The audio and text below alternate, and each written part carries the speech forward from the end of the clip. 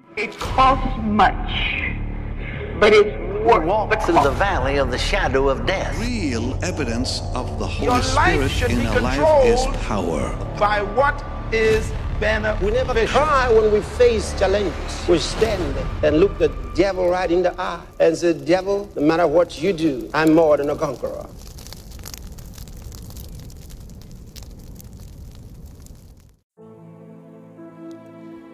Éphésiens 6, verset 18.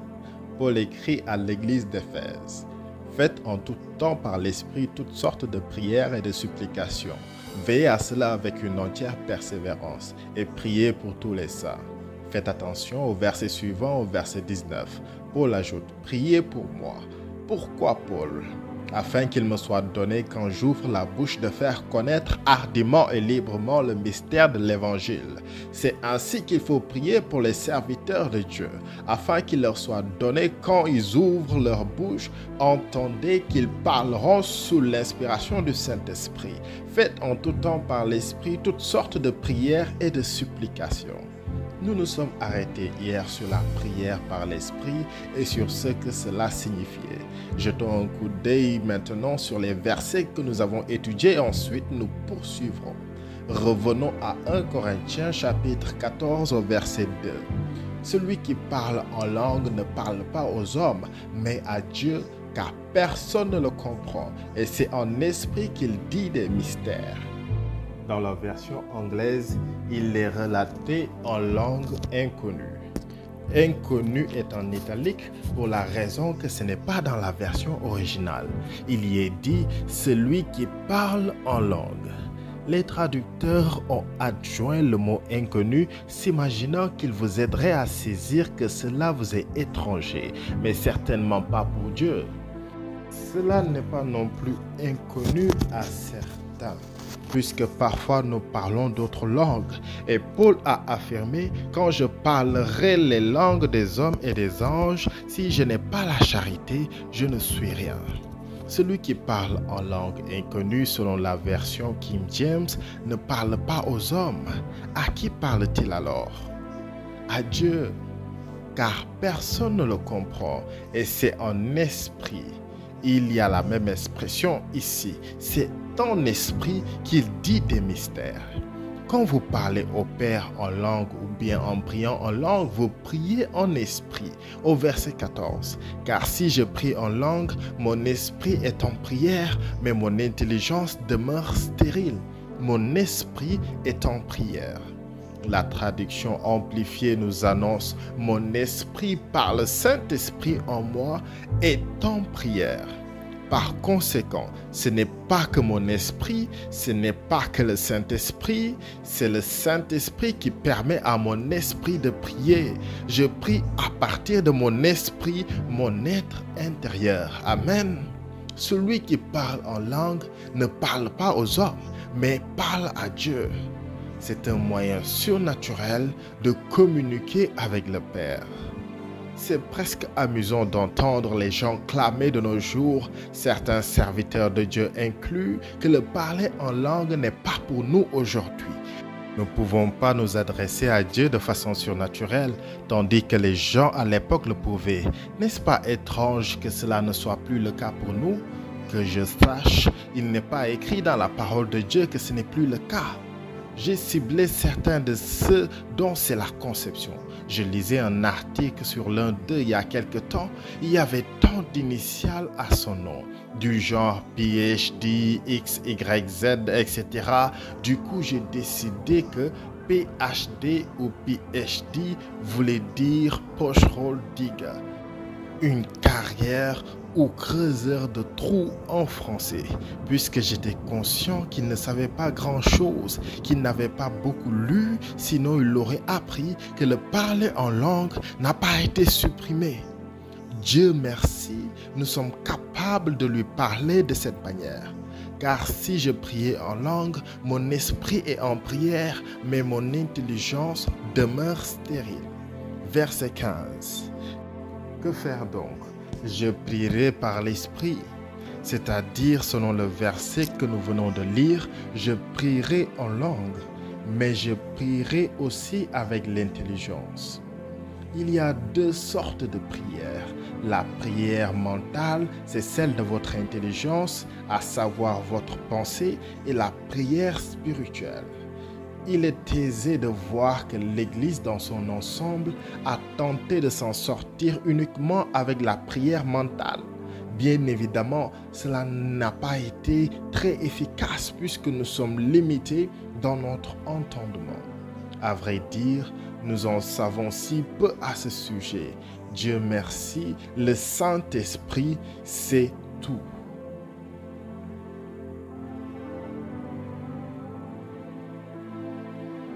Revenons à notre verset d'origine.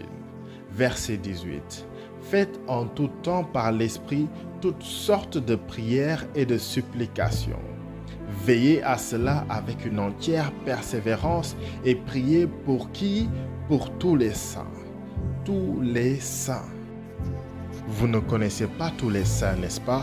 Il vous est impossible en conséquence de prier pour eux tous, à part en esprit. Vous ne savez pas tout non plus. Je me rappelle que lorsque j'étais jeune pasteur baptiste, j'ai été baptisé du Saint-Esprit et j'ai parlé en langue le 8 avril 1937. J'ai quitté l'église baptiste pour rejoindre les pentecôtistes. J'avais lu et entendu du parler en langue. Et un jour, j'ai entendu un homme et sa femme prêcher lors d'une réunion de camp. Tous deux étaient prédicateurs. Il est difficile pour certaines dénominations ou confessions de considérer que des femmes soient autorisées à prêcher. Je me souviens avoir été guéri le mardi 8 août 1934. J'ai été sorti de mon lit de mort. Je ne savais pas que quelqu'un d'autre dans le monde entier, à part moi, croyait à la guérison divine. J'étais persuadé être le seul adolescent dans ce cas. En 1935, quelqu'un est venu dans notre ville à monter un chapiteau et à amorcer un réveil. Il y avait un long nom qu'il avait imprimé, Réunion de camp de réveil de plein évangile pentecôtiste à l'ancienne. C'est comme ça qu'il l'avait appelé. J'étais occupé par mon travail à l'église, appelé les disciples de Christ. En fait, à 18 ans, ils souhaitaient que je devienne leur pasteur, mais je n'avais aucune expérience dans ce domaine. Je ne l'ai pas fait. Cela dit, j'ai continué à beaucoup prêcher pour eux par la suite, à travailler avec les jeunes et à enseigner à l'école du dimanche. Nous avions quelque chose à faire presque tous les soirs. Pendant la journée, j'allais à l'école. Je ne suis donc pas allé à la réunion de camp et je ne connaissais pas la signification du plein évangile. Cela ne m'évoquait rien du tout. Cependant, ma grand-mère y est allée. Elle ne cessait de me rabâcher: fiston, tu devrais y aller. J'ai interrogé pourquoi. Elle a répondu: ce type prêche le genre de choses auxquelles tu crois. Quand j'ai découvert qu'il croyait et prêchait la guérison divine, je vous assure, je me suis précipité comme quelqu'un qui revoyait un parent qu'il n'a pas vu depuis longtemps. Il faut des gens autour de vous qui croient en ce que vous croyez. Entourez-vous de gens qui ont la même foi que vous. Ils ont amené 640 personnes à Christ et ont bâti une église appelée le Tabernacle du plein évangile. Chaque fois que j'en avais l'occasion, bien que je sois occupé comme je l'ai dit, j'y allais. Pourquoi? Pour la simple raison qu'il vous faut avoir une communion autour de la foi et autour de la guérison. Cela vous fortifie. De plus, il prêchait le baptême du Saint-Esprit et le parlait en langue.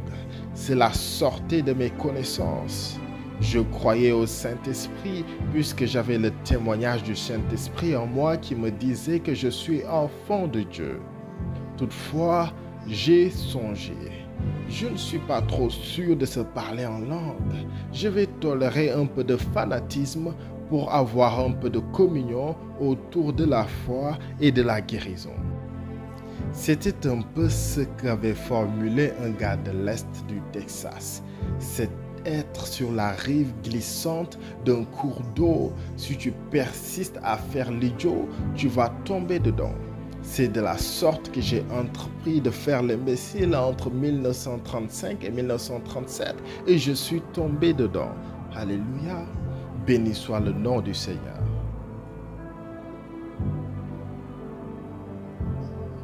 Je reviens à mon histoire.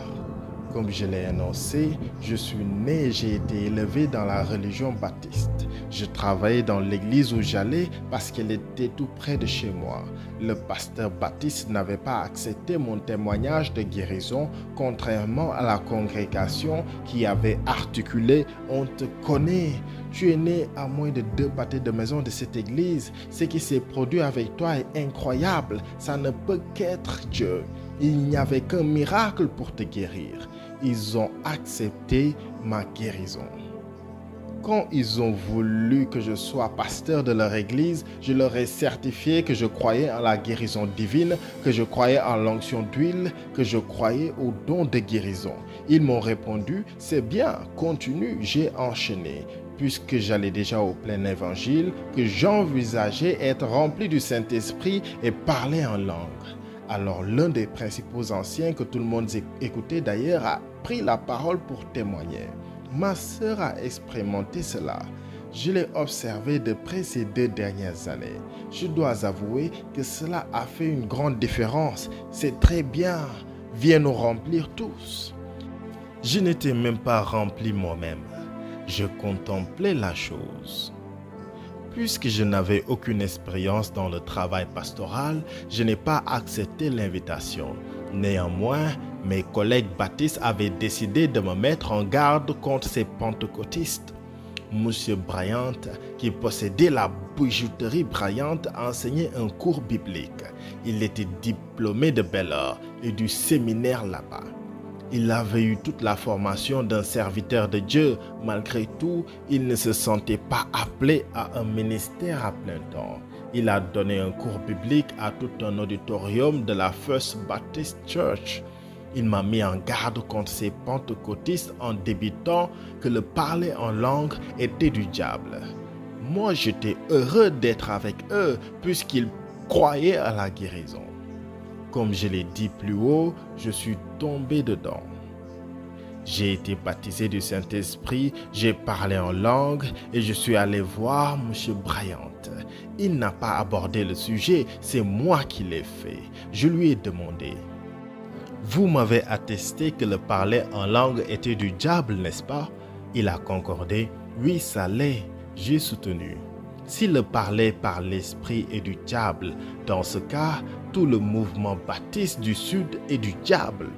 Il m'a dévisagé du genre. De quoi parles-tu? J'ai poursuivi.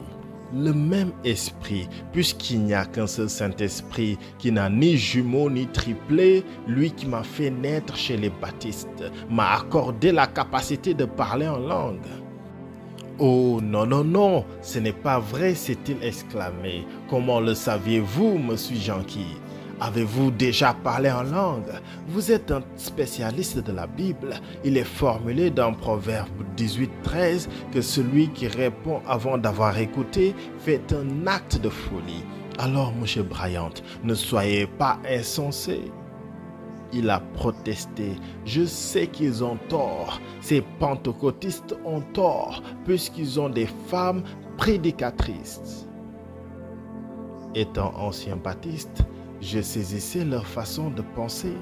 Pour eux, prophétiser, c'est prêcher. Il y a un élément de vérité là-dedans, puisqu'effectivement, vous prêchez. Vous voyez, la prophétie est une parole inspirée dans une langue connue. Vous êtes inspiré à prêcher et vous dites des choses auxquelles vous n'aviez jamais pensé. C'est réellement une forme de prédication de prophétie. J'ai sondé. Prophétiser équivaut à prêcher, n'est-ce pas? Il a répliqué, oh oui, oui, oui. Monsieur Bryant, avez-vous déjà lu Acte 2? Pierre cite le prophète Joël. Après cela, je répandrai mon esprit sur toute chair. Vos fils et vos filles prophétiseront. Joël 2, 28. Cela indique que vos fils et vos filles prêcheront. Philippe avait 4 filles qui prophétisaient. C'est dans Acte 21. Il a rétorqué: je dois étudier le sujet plus en profondeur. Je reviendrai vers vous. Je l'attends toujours depuis 1937. Il n'est plus jamais revenu vers moi. Il ne peut pas l'expliquer. Amen. Merci Seigneur pour ta parole.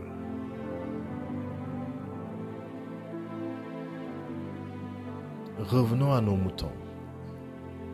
Faites en tout temps par l'Esprit toutes sortes de prières et de supplications. Par l'Esprit. À présent, 1 Corinthiens 14, 15. Que faire donc? Je prierai par l'Esprit. Et selon le verset 14, c'est en langue. Mais je prierai aussi avec l'intelligence. Comme je l'ai dit, ici, nous avons 2 sortes de prières. La prière par l'Esprit et la prière mentale. Il nous faut les 2. Nous n'essayons pas de nous en sortir rien qu'avec une seule. Nous avons besoin des 2. Il y a quelque chose d'autre que je voudrais que vous remarquiez ici. Relisez le verset 14. Car si je prie en langue, mon esprit est en prière. Mon esprit est en prière, mais mon intelligence demeure stérile. Que faire donc? Je prierai par l'Esprit, mais je prierai aussi avec l'intelligence. Il n'y a pas d'affirmation plus forte dans la langue anglaise que le mot will, qui exprime la volonté. J'ai eu le baptême de l'Esprit comme je l'ai dit et j'ai parlé en langue à 18h08 le 8 avril qui était un jeudi de 1937. J'ai continué à prier en langue. Les pentecôtistes songeaient qu'il fallait être dans une sorte d'état d'extase, une sorte de préparation avant de parler en langue. Je savais que cela ne correspondait pas à mon cas. J'étais venu chez les pentecôtistes à l'âge de 19 ans. Or, vu mon jeune âge, je ne pouvais décemment pas me mettre à corriger les gens. Ils allaient m'éjecter sinon. Il fallait juste avoir assez de sagesse pour les suivre du mieux que je pouvais.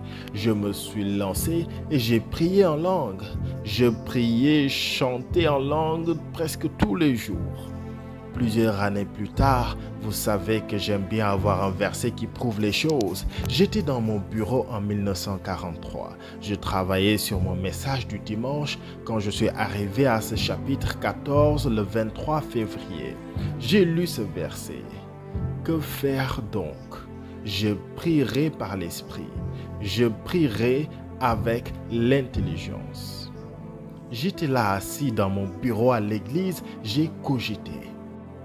Pourrais-je me lever de cette chaise, m'agenouiller et décider je vais prier avec mon intelligence et m'engager à prier? Puis-je le faire? Bien sûr que oui. Paul assure que je peux faire la même chose avec mon esprit. Je vais alors m'agenouiller et prier 1 heure en langue. Comme je l'ai dit, je parlais, chantais en langue tous les jours. Pourtant, je ne l'avais jamais fait pendant 1 heure. Sur ces entrefaites, je me suis mis à genoux et j'ai démarré le parler en langue. Je n'ai pas prononcé de mots en intelligence, je n'ai fait que parler en langue. Après un petit moment, j'étais certain d'avoir prié 1 heure. J'ai jeté un coup d'œil à ma montre, cela ne faisait que 10 minutes. J'ai persévéré. Cela doit faire 1 heure maintenant. Je consulte ma montre et cela ne faisait que 15 minutes. Je vais être honnête avec vous. J'ai plutôt bien galéré pendant cette première heure. Puis, je me suis mis debout. Heureux d'avoir quand même fait mon heure comme prévu. Je me suis assis derrière mon bureau et le diable a susurré. Quelqu'un s'étonnera. Comment sais-tu que c'est le diable? Parce que cela venait contre mon esprit. Oh là là, tu as perdu 1 heure et demie. Tu aurais pu bûcher sur ton serment du dimanche tout ce temps-là. J'ai riposté. Non, je n'ai perdu aucune heure. Bien sûr que si. As-tu compris ce que tu déblatérais? Non, pas un seul mot. Mais si tu ne sais pas ce que tu dis, à quoi cela te sert? Je l'ai identifié, puisque tout ce qui est désobligeant, tout ce qui est doute, incrédulité est du diable. J'ai rétorqué, monsieur le diable. Et je vois que ma Bible était ouverte sur mon bureau à ce moment-là, à 1 Corinthiens 14. Je ne sais pas si vous savez lire ou non, mais au cas contraire, je vais vous lire ceci. Je lis le verset 2. Celui qui parle en langue ne parle pas aux hommes, mais à Dieu. Je parlais à Dieu. Je ne me parlais pas à moi-même, car personne ne le comprend et c'est ton esprit qu'il dit des mystères. Une autre traduction a transcrit des secrets. Je partageais des secrets avec Dieu. Ce qui vous met en colère, c'est que vous n'êtes pas de la partie. Et rien que pour ça, je vais me remettre à genoux et prier 2 heures en langue. Après ces 2 heures à en parler en langue, si vous papotez encore, je vais le doubler en 4 heures. Je me suis de ce fait remis à parler en langue pendant 2 heures de plus, ce qui a fait 3 heures. Je me suis redressé pour m'asseoir sur mon bureau, mais le diable est un individu tenace. Il n'abandonne pas. Ça te fait 3 heures de gaspiller déjà. À quoi ça sert? J'ai objecté. Je ne sais pas si vous savez lire ou non, mais au cas contraire, je vais vous lire ceci. Je suis allé directement au verset 4 du chapitre 14 de 1 Corinthiens. Celui qui parle en langue s'édifie lui-même. Je m'édifiais, je me construisais. Rien que pour ça, je vais me mettre à genoux et prier pendant 4 heures. Je vais doubler le temps. J'avais déjà prié 3 heures. Je me suis agenouillé et j'ai débuté le parler en langue. J'ai fait environ 5h45 en tout et j'ai touché le jackpot. Le Seigneur m'a révélé et je me suis mis à griffonner la révélation car nous n'avions pas de petit magnétophone à l'époque. À la fin de la Deuxième Guerre mondiale, il y aura un réveil de guérison divine en Amérique. Et c'est ce qui est survenu. Cela s'est réalisé. Le diable ne m'a plus ennuyé. Il s'est tué. Je l'ai mis en fuite. Répétez après moi. Je vais prier en langue. Et je vais prier en intelligence. Howard Carter, qui a été le président des Assemblées de Dieu en Grande-Bretagne pendant 19 ans, a déclaré ceci.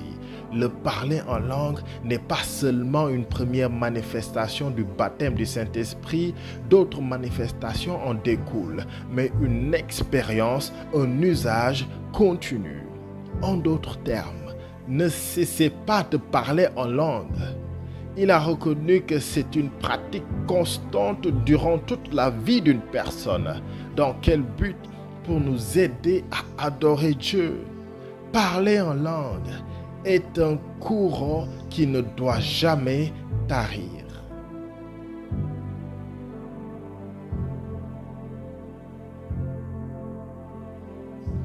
Le Saint-Esprit est un secours ainsi qu'un consolateur. Le mot grec pour consolateur désigne pareillement secours ou aide.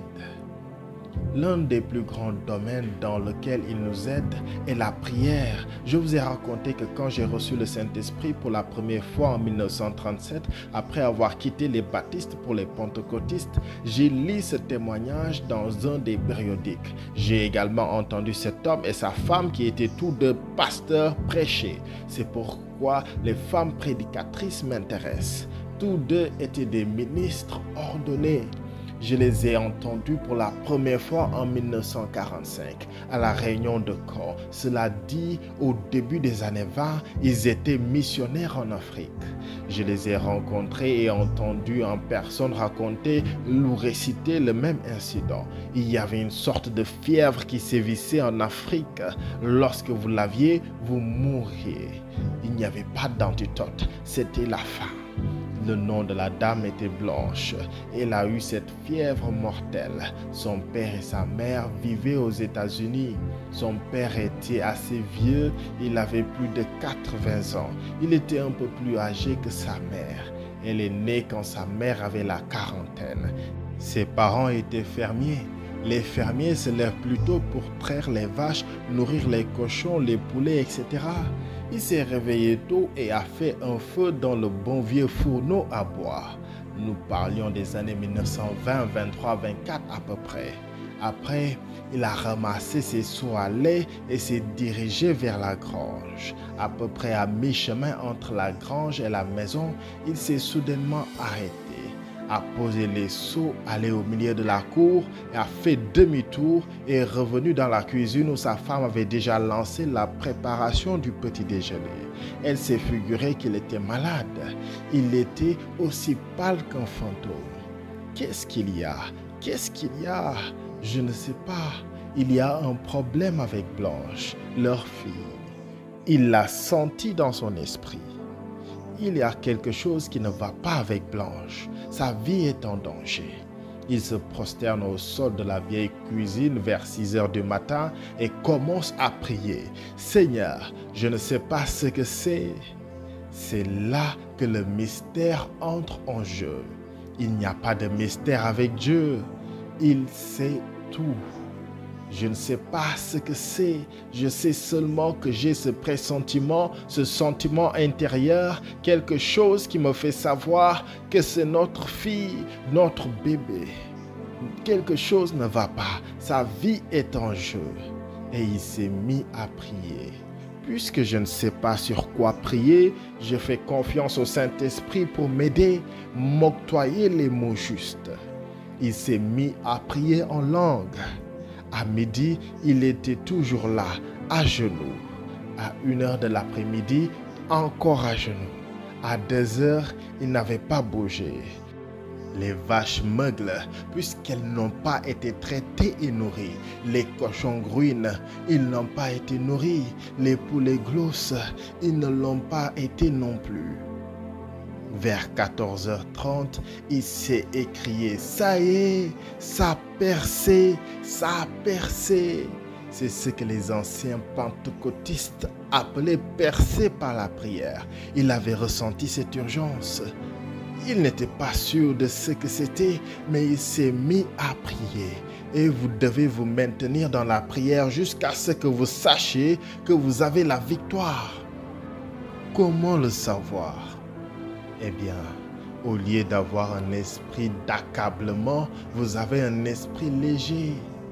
Dans son cas à lui, c'était une sorte d'abattement. Après coup, vous vous mettrez à rire dans l'esprit. Dieu merci, il y a un rire dans l'esprit. Chanter en langue, c'est ce que Paul a avancé. Je vais prier par l'esprit et en intelligence. Je vais chanter par l'esprit et je vais pareillement chanter en intelligence. Il s'est alors mis à rire, à chanter et à garantir à sa femme, c'est bon, elle va bien. J'ai entendu de la bouche du mari de la jeune femme qu'elle était inconsciente que cette fièvre mortelle emportait tout le monde. À nos yeux, elle était morte puisqu'elle ne respirait plus, a-t-il compté. Brusquement, elle s'est relevée en pleine forme. Quand nous avons comparé le timing des événements, c'était au moment même où le père avait crié « Ça y est, ça a percé » qu'elle s'est rétablie. Gloire à Dieu, Alléluia. Merci Seigneur pour la prière dans la langue de l'Esprit. Amen. Louez le Seigneur.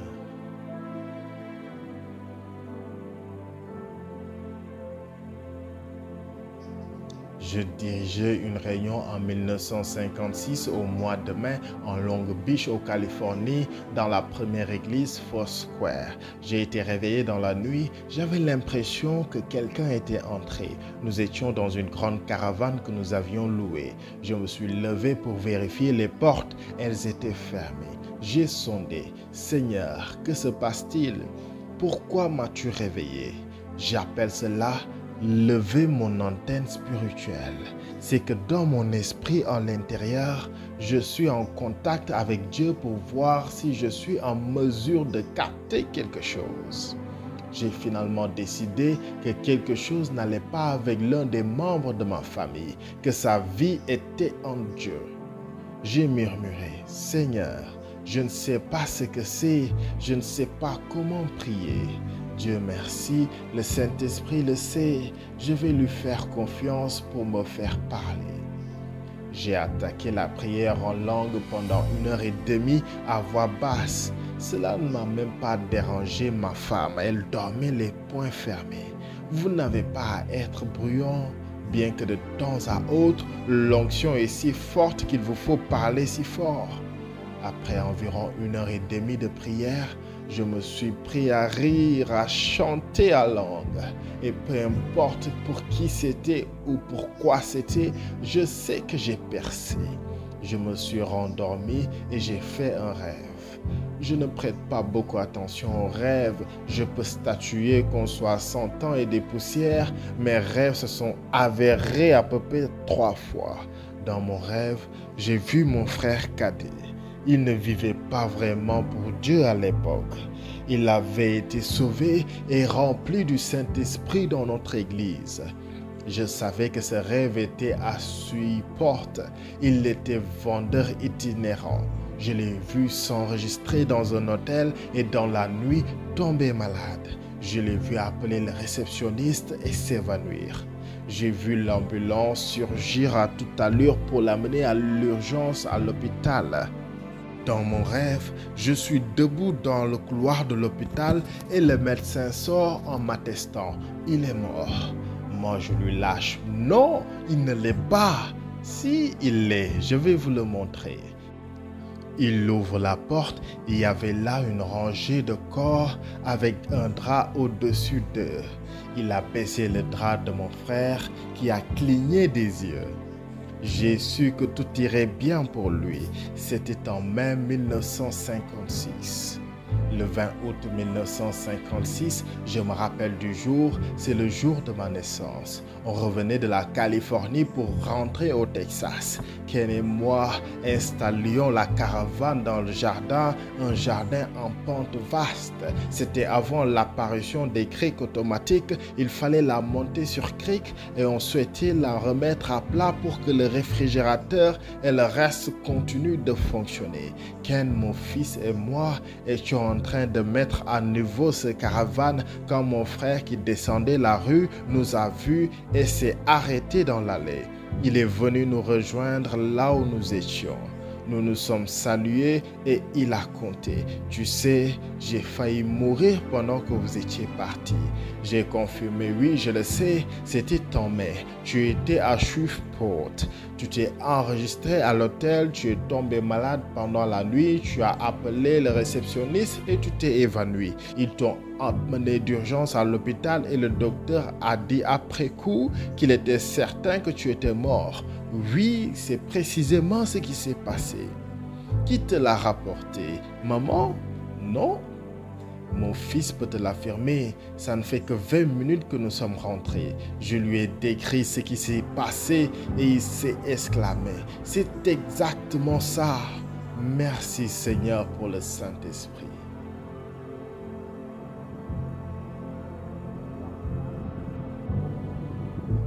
Nous avons ouvert l'école de prière et de guérison Rema en 1979 à Tulsa.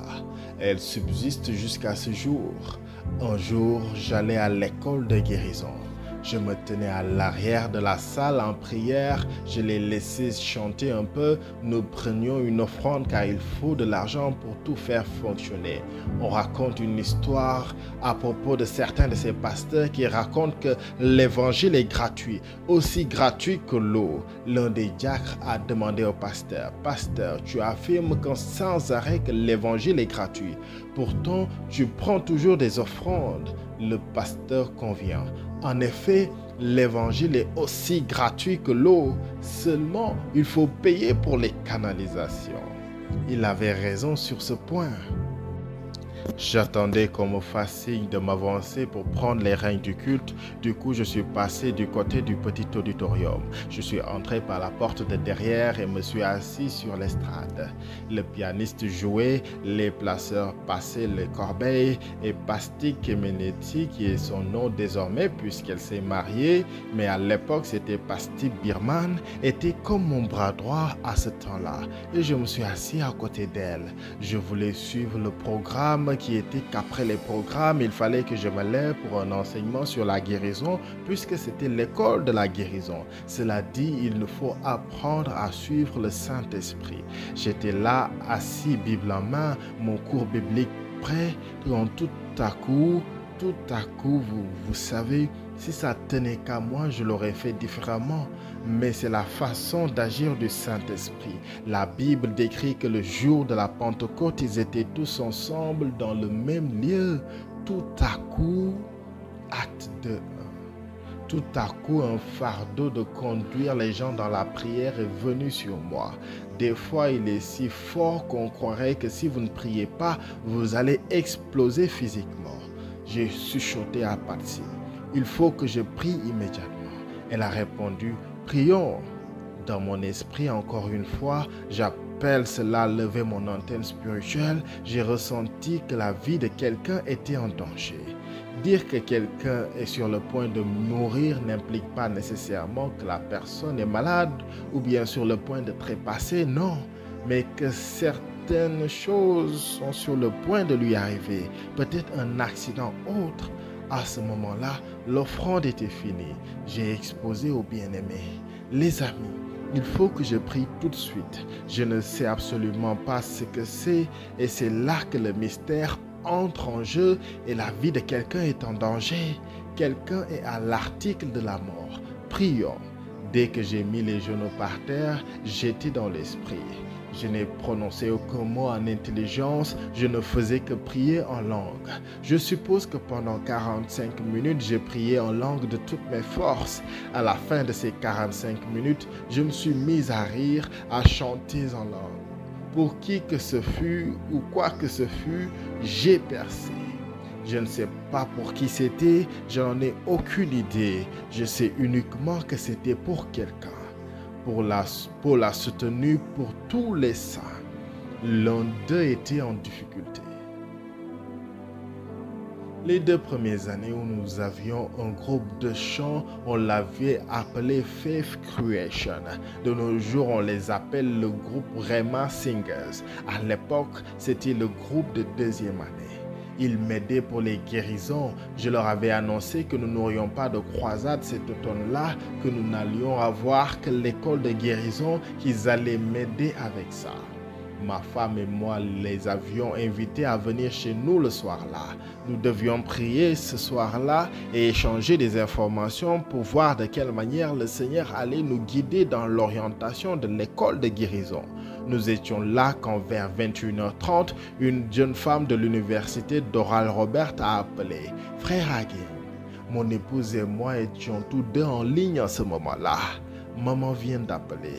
À 3h de l'après-midi, il y a eu une explosion dans la raffinerie Texaco de Port Arthur au Texas.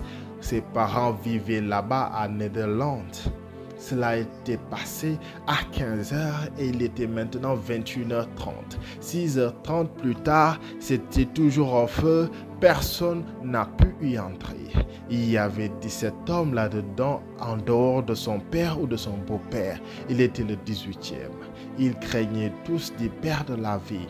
Maman aimerait que vous priez. Je me suis mis à rire. J'ai répondu, pas besoin, j'ai déjà percé. C'était pour ça que j'ai prié en langue à l'église. Vous êtes perplexe? Comment le sais-tu, pasteur? C'est le seul événement qui s'est passé. Nous avons poursuivi notre discussion avec le groupe ainsi que notre prière et ils sont rentrés chez eux. Nous nous sommes couchés et vers 1h30 du matin, le téléphone sonne encore. C'était la même jeune fille. Pardonnez-moi de vous déranger à cette heure. Maman vient de m'appeler pour m'informer qu'ils avaient finalement pu éteindre le feu. Ils ont pu entrer et tout le monde déciderait que tous ces hommes soient sains et saufs. Alléluia. Et si je n'avais pas prié? Et si je ne m'étais pas soumis à l'Esprit? Amen. Il y a une petite suite à cela. Durant le culte ce jour-là, vous voyez, puisque vous vous êtes soumis à l'Esprit, que vous avez prié pour quelque chose en particulier et avez obtenu la victoire, il y aura autre chose pour lequel il faudra prier. Vous êtes dorénavant ouvert au Saint-Esprit. J'ai eu de nouveau cette forte envie de prier, je leur ai fait connaître. Nous nous sommes remis à prier pendant environ 30 minutes. Quelquefois, si c'est nécessaire, il vous donnera l'interprétation de vos prières, mais tout ne requiert pas une interprétation. De temps à autre, il n'y aura que quelques mots qui sortiront en intelligence. Pendant que je priais, les mots suivants sont sortis en intelligence. Ne pars pas encore, ne pars pas encore, reste un peu plus longtemps, reste un peu plus longtemps. En verbalisant cela, aussitôt le visage d'un pasteur est venu à moi. J'ai pensé, suis-je en train de prier pour lui? Il se tenait à 2000-2500 km de Tulsa. Va-t-il partir ou quoi? Je ne savais pas. C'est là que le mystère entre en jeu. Il dit des mystères. Je ne sais pas pourquoi, mais je n'ai cessé de redire en intelligence, ne pars pas encore, ne pars pas encore, reste un peu plus longtemps, reste un peu plus longtemps. 2 jours après, je suis allé dans l'un des bureaux de notre bâtiment administratif. Un jeune homme conversait avec quelqu'un au téléphone en mettant sa main sur le combiné. Je suis avec le pasteur Antel. J'ai exigé, quand tu auras fini, je voudrais lui dire un mot. Laisse-moi lui parler. Lorsqu'ils ont fini leur conversation, il a articulé. Le frère Hagin vient d'entrer au bureau. Il aimerait s'entretenir avec vous. J'ai pris le téléphone, on s'est salué, je lui ai divulgué.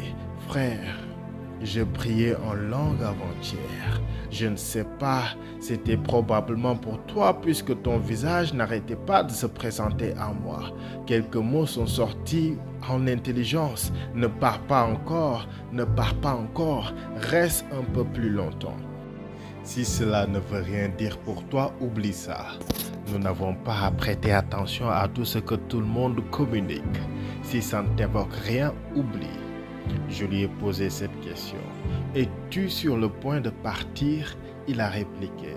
Frère Hagin, j'ai déjà remis ma lettre de démission au conseil de l'église. Je ne sais pas s'ils vont me permettre de rester un peu plus longtemps. Ils l'ont déjà accepté. Il ne me reste que quelques jours avant de tout remballer. J'ai réitéré, si ça ne s'applique pas à toi, laisse tomber. Il a dit, je vais voir. Par la suite, il m'a exposé. Je ne leur ai pas ébruité que tu avais appelé. Je ne leur ai pas inventé ce que tu avais dit. J'ai juste sollicité au conseil de l'église de rester plus longtemps. Ils ont acquiescé. Bien sûr, si c'est ton souhait. Je suis resté 3 mois et demi de plus.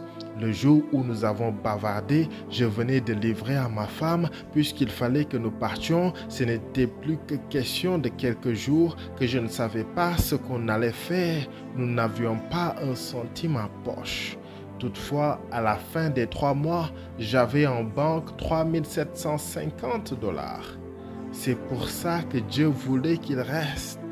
Il voulait l'aider à partir en beauté. Alléluia. Merci Seigneur pour le Saint-Esprit.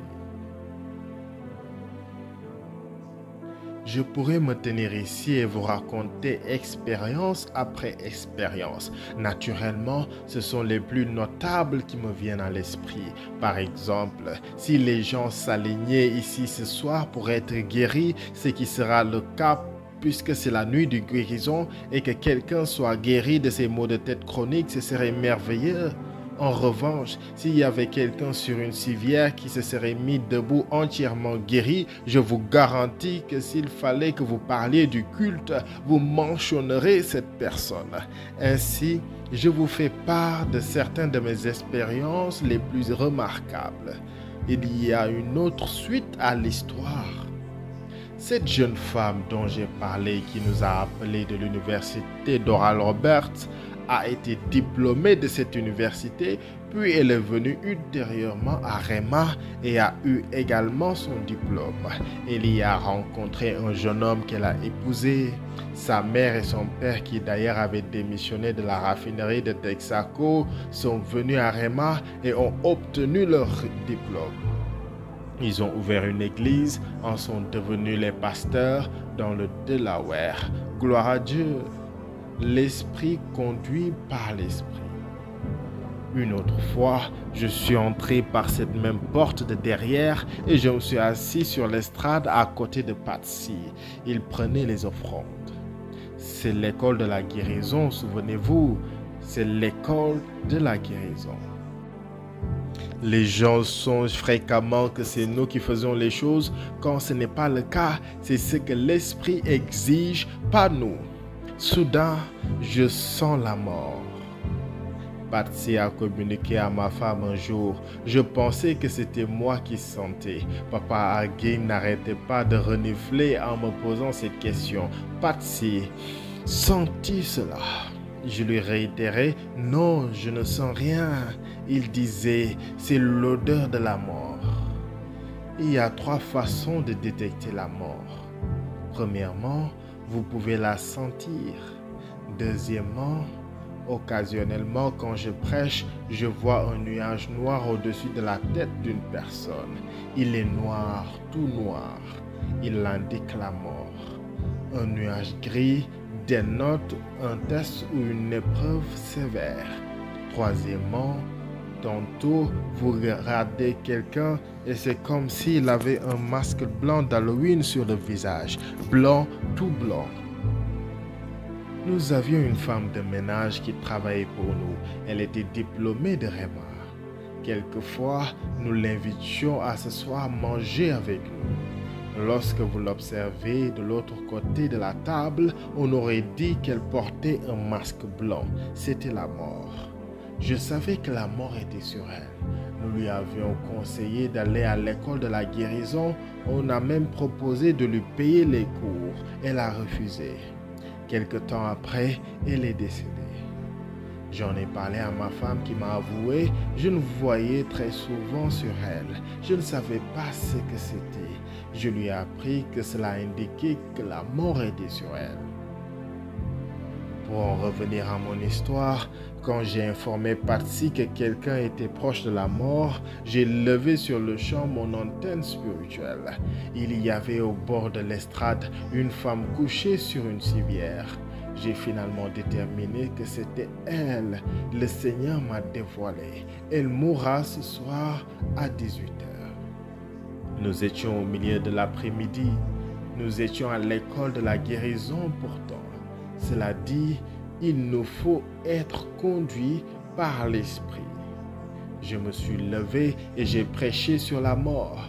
Imaginez un peu à l'école de la guérison pour qu'elle soit prête. J'ai présenté tous ces merveilleux versets tels que celle de Paul dans Philippiens 1 au verset 21 à 23. Car Christ est ma vie et la mort m'est un gain.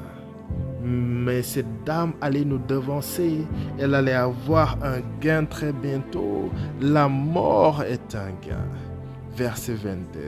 Mais s'il est utile pour mon œuvre que je vive dans la chair, autrement dit, s'il est ici dans la chair, il pourrait les enseigner, leur prêcher, les bénir. Toutefois, il rajoute, je ne saurais dire ce que je dois préférer. Ensuite, je suis allé dans 2 Corinthiens 5, verset 1. Nous savons, pas nous devinons, pas nous espérons, pas hypothétiquement, c'est comme cela, mais nous savons. En effet, si cette tente où nous habitons sur la terre est détruite, nous avons dans le ciel un édifice qui est l'ouvrage de Dieu, versets 6 à 8 à présent. Et nous savons, comme j'aime ces mots, nous savons, que savons-nous, Paul? Qu'en demeurant dans ce corps, le corps n'est que la demeure dans laquelle nous vivons. Quelqu'un dira, j'ai vu le frère Patrick. Non, vous n'avez vu que le logis dans lequel il vivait. Il est revenu ici à l'intérieur et ziote à travers la fenêtre des yeux.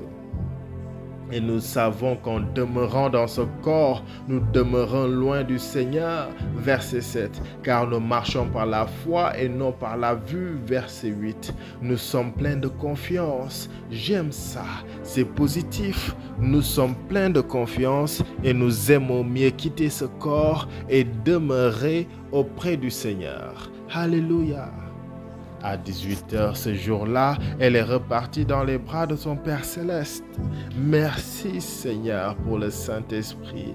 Merci Seigneur pour le Saint-Esprit. Merci Seigneur pour le Saint-Esprit. En général, les gens ont une mauvaise idée de la mort. Ils estiment que la mort est un échec. Non, ce n'est pas le cas. Avez-vous fait attention à ce que Jésus a dit à prière après sa résurrection? Vous en souvenez-vous? M'aimes-tu plus que même ceci? Paie mes agneaux, paie mes brebis, paie mes brebis. Quand tu étais plus jeune, tu te saignais toi-même et tu allais où tu voulais. Mais quand tu seras vieux, tu étendras tes mains et un autre te ceindra et te mènera où tu ne voudras pas. Il dit cela pour indiquer par quelle mort Pierre, faites attention ici, glorifierait Dieu. Il allait glorifier Dieu en mourant.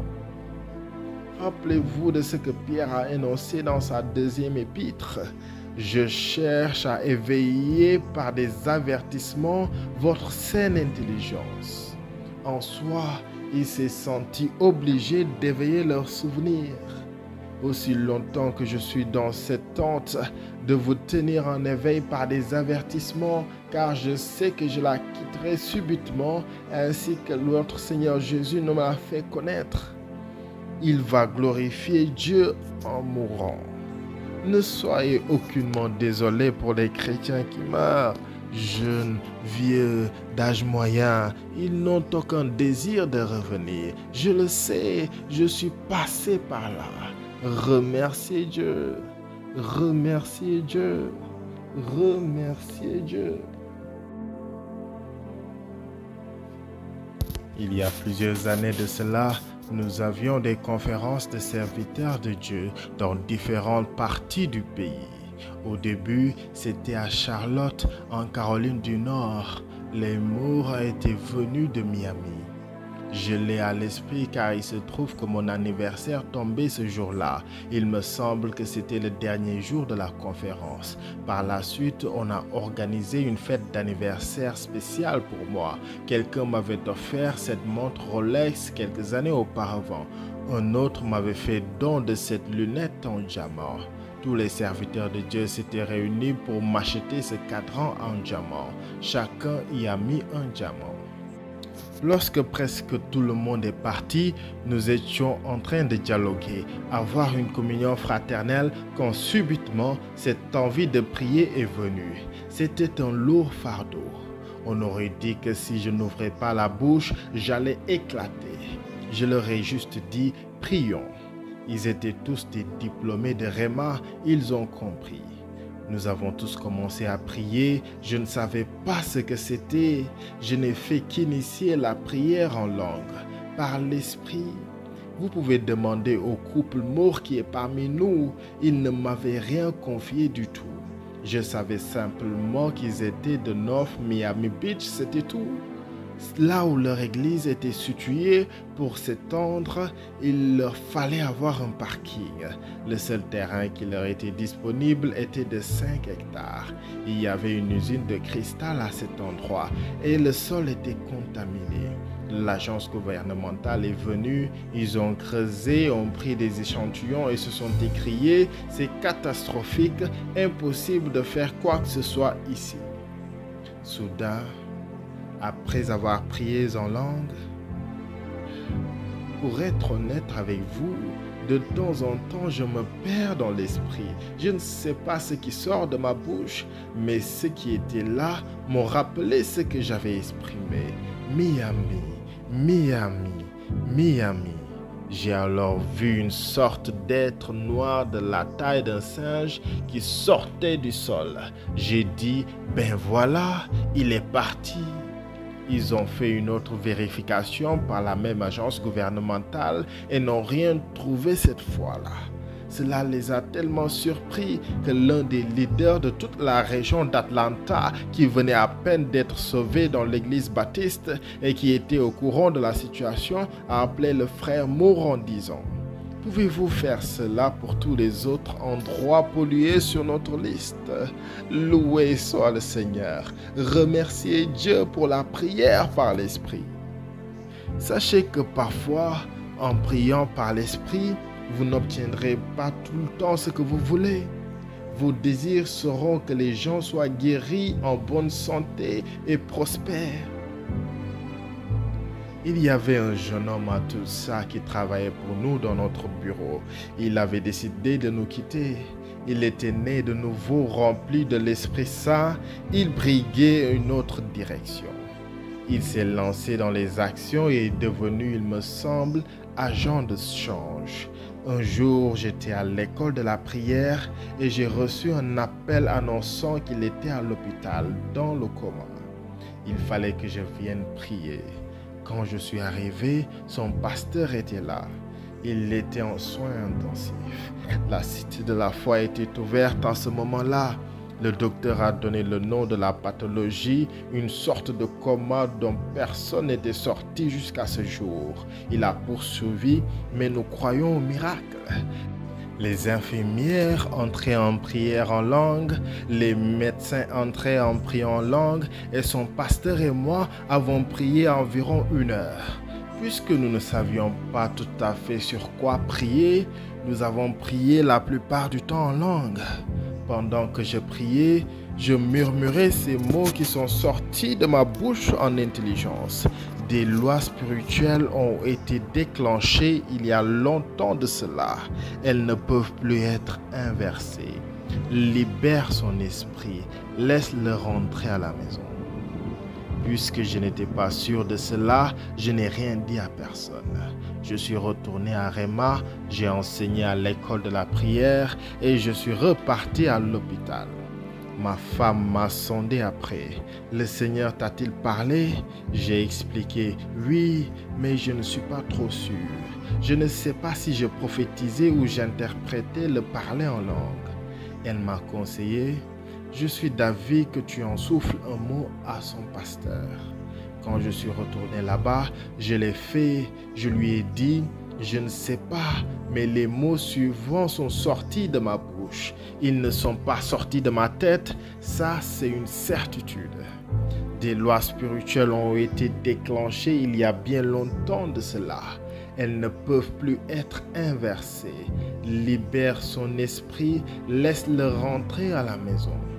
Son pasteur a confirmé. Oh, je le savais depuis le début. Je me suis tout bonnement efforcé de l'échanger. Gardons son esprit ici jusqu'à ce que sa famille vienne. Certains sont venus de Californie, d'autres du Minnesota. Son pasteur m'a livré. Je ne leur ai pas transmis ce que tu as dit. Je leur ai sobrement exposé quand je les ai rassemblés qu'il valait mieux libérer son esprit, consentir à ce qu'il rentre à sa demeure éternelle. Ils étaient tous d'accord. Il était dans un coma profond. Nous nous sommes rassemblés autour du lit et j'ai lâché ceci. Jim, nous allons libérer ton esprit, te laisser partir. Il a souri. Quelques minutes plus tard, il était parti. Quand ils ont préparé son corps, la famille devait venir le voir en premier. Ils ont souhaité que ma femme et moi y soyons aussi. On y est allé. J'ai appelé son frère en aparté. Il n'avait que quelques mois de différence entre eux. Je lui ai fait part des mots que j'avais prononcés. Quand il les a entendus, il a sursauté comme si je lui avais donné un coup de stylo. Il a relaté. quand on avait 18 ou 19 ans, on était chamaillé et ça avait dégénéré. Dieu m'a annoncé, tu sais, je ne verrai pas mes 40 ans. Il a alors appelé sa mère et m'a prié, frère Hagin, dites-lui, je l'ai fait. Il y a également dit ce que Dieu m'avait déclaré et s'est écrié. Il n'arrêtait pas de sériner cela.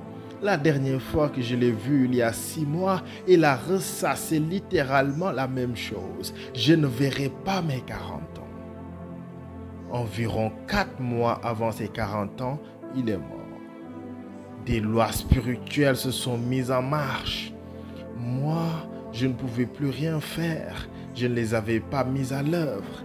Il ne m'est pas permis d'activer ces lois pour vous. Je ne le peux que pour moi-même. Seulement, ils n'étaient plus en mesure de changer quoi que ce soit puisqu'ils étaient inconscients.